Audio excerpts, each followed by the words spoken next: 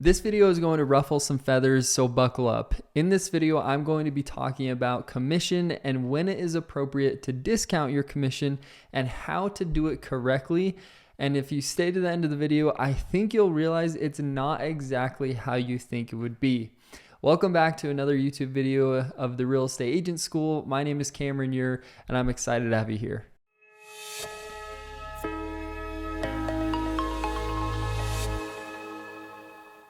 There has been so much talk about real estate commissions and lawsuits around buyer's agent commissions that I thought I would jump into the ring and give you my 2 cents on the whole situation. I won't be talking about the lawsuits though, because for a hardworking agent that has sales skills and provides a ton of value, those won't really change that agent's life. So just continue to work hard. What I do want to focus on is the sales skills and the structure of how to show you are worth a full 3% commission every single time on the buy side and the seller side. I first want to make a quick disclaimer that when I first started my career, I was stone cold in the fact that I was not going to discount my commission. I was ready to walk away from a deal if someone wanted me to list their home for less, which I now look back on as foolish. But you may be saying, well, Cameron, do you discount your commission now then? Actually, not at all. I think I have only discounted my commission for honestly family, and there's a good reason, which I will get into shortly. When it comes down to listing appointments or the commission conversation, there are a couple things that the seller is going to be thinking about, and they, one, will not know because they have never sold a home and don't really understand the structure to it. Two, they have sold a home before but see the value in a realtor. Three, they have sold a home and just don't see the value in a realtor. And finally, four, they are just the type of person that is going to ask for a handout in any situation, regardless of really what you say. So let's break each one of these down. The first person, we will call them Naive Nancy. They have never sold a home before and someone who probably would just sign the paperwork if you put it in front of them. This is obviously wrong and unethical. If you want to build a massive business and be transparent with people, you need to be okay talking about the fees and being 100% transparent with the costs associated. This is not a how to hold a listing appointment video, but my best practice for this situation is going through the selling process and then explaining the commission breakdown, what you offer, what costs are incurred to you as an agent, by either talking about the photography you do, the staging, team splits, broker splits, and anything else you provide that a portion of that commission will be going to. You will also want to have a very good grasp of your value proposition and how you show to your client that you are the best in the business and will be the best person to sell their home. Naive Nancy will be crystal clear on the fees, won't get a shock once they see the settlement statement, and will truly feel like they trust you, enjoyed the experience, and give awesome referrals moving forward, earning you a forever client. So number two is usually the easiest person to work with. Someone that has sold before, knows the costs associated, and knows that a realtor is extremely valuable when it comes to selling a home. All you have to do here is usually just review the commission structure, show your value, make a connection, and the deal is yours. Now we get into the challenging prospects. The third type of client is the exact opposite of what we just went over. Someone that has been through the process before, but believes realtors are honestly a waste of space. This is a client that has to be dealt with very carefully. The likelihood of saying one wrong thing and them going straight for sale by owner or as fast as they can to a realtor that will sell their house for less is really, really possible. With this type of prospect, it comes down to salesmanship.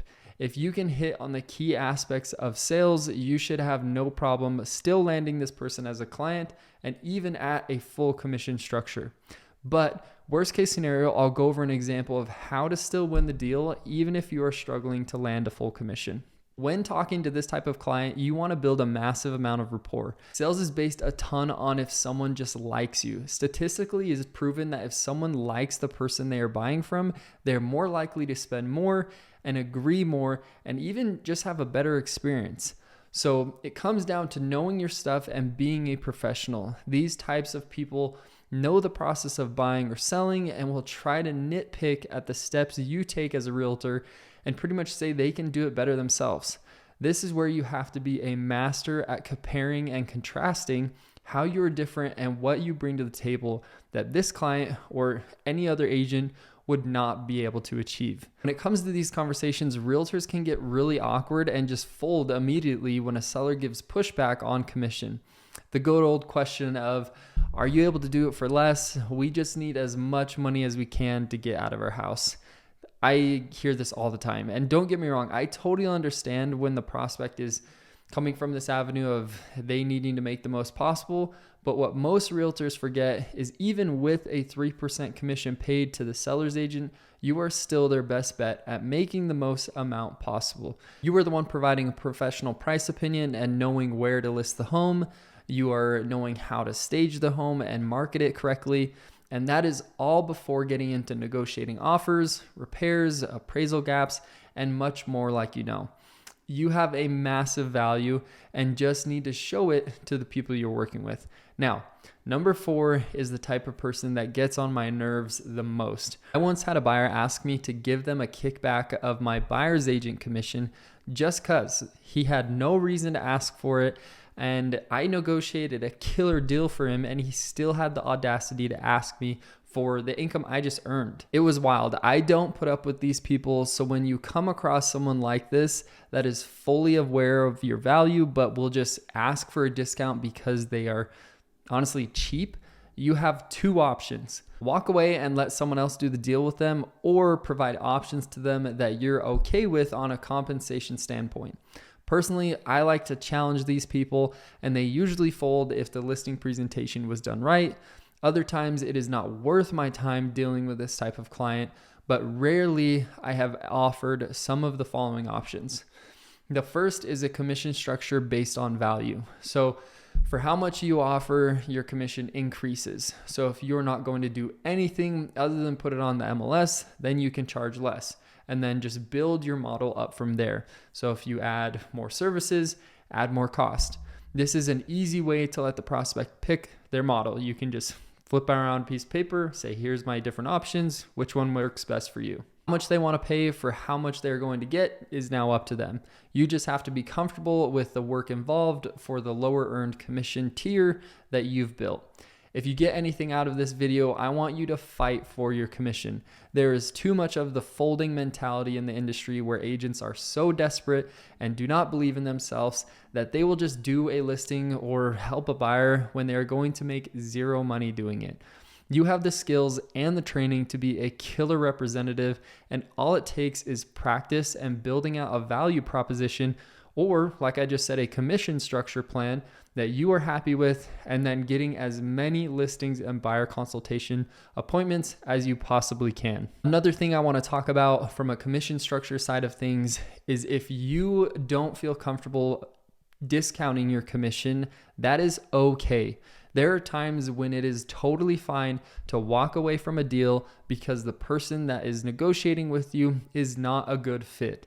A lot of times agents are desperate to get a deal regardless of how the person is treating them. One thing that I've learned in the business over the last couple of years is there are types of people that do not fit your business model. They will drag you through the mud. They will call you when it is inappropriate to call. They will pretty much require everything under the sun from you and not respect any type of boundaries while paying you nothing. This is the type of person where you have to decide if it's worth continuing forward and working with them. I'll tell you right now, don't take these listings. It is okay. You are going to be 100% happier if you filter the people that you actually want to work with and leave the people that are stuck up and just salty to somebody else. Somebody else can deal with them. So back to what I was saying, to recap everything. Decide how you're going to build your commission structure. Have a ton of confidence because you are a baller agent, and just trust in yourself and get as many appointments as you possibly can. If you want me to make a video about my entire listing presentation, leave a comment below. And if you want to learn how to get 5 to 10 qualified leads every single week, hit the link below and book a one-on-one call with me. I hope you enjoyed this video, and I'll see you in the next one.